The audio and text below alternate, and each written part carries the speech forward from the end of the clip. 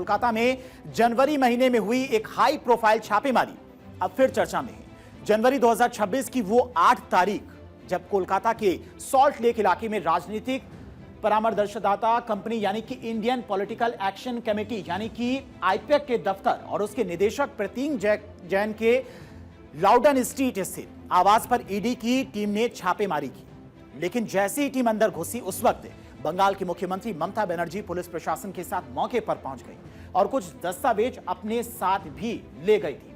अब ये छापेमारी किस लिए की गई थी, कौन कौन से दस्तावेज बरामद हुए थे, तो वो भी आपको दरअसल समझाते हैं। ईडी के 2 अधिकारी सम्मानित। ईडी के 2 अधिकारी विक्रम अहलावत और प्रशांत चांदिला जिन्हें सम्मानित किया गया है। इस दौरान ईडी के 2 अधिकारी विक्रम अहलावत और प्रशांत चांदिला ने संतुलन बनाए रखा। दोनों ने तलाशी अभियान में संतुलन बनाए रखा था।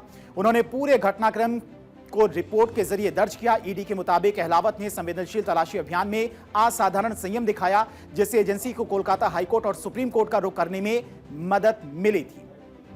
तो ईडी को अदालतों का रुख करने में मदद भी मिली थी।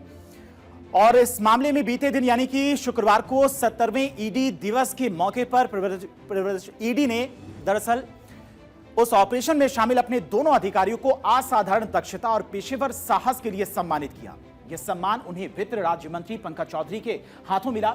ईडी उन अधिकारियों को यह पुरस्कार देती है जो समर्पण, कड़ी मेहनत और असाधारण दक्षता दिखाती है। ईडी द्वारा अपने अधिकारियों को सम्मानित करना एक तरह का इंस्टीट्यूशनल एंडोर्समेंट है, यानी कि एजेंसी ये साफ संदेश दे रही है कि we stand by our officers. IPAC raid में ईडी की जांच।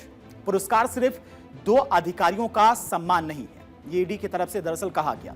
ईडी का संदेश वो राजनीतिक दबाव के सामने नहीं झुकती है और साथ ही साथ दोनों अधिकारियों ने बिना रुके बिना झुके अपना कर्तव्य निभाया है। ममता बनर्जी और तृणमूल कांग्रेस ने ईडी पर लगाया आरोप। अदालतों से ईसी ने सीबीआई जांच की मांग की है। साथ ही साथ पूरे मामले को लेकर कहीं ना कहीं टीएमसी के द्वारा हंगामा भी किया जा रहा था और जिस तरह से आज ईडी के अधिकारियों को सम्मानित किया गया वो भी एक बड़ा मैसेज है। वहीं ईडी ने मुख्यमंत्री पर सत्ता के घोर दुरुपयोग का आरोप लगाते हुए अदालतों से सीबीआई जांच की मांग भी की। ये पूरी घटना केंद्र और पश्चिम बंगाल के बीच में राजनीतिक टकराव को और गहरा करती दिख रही है।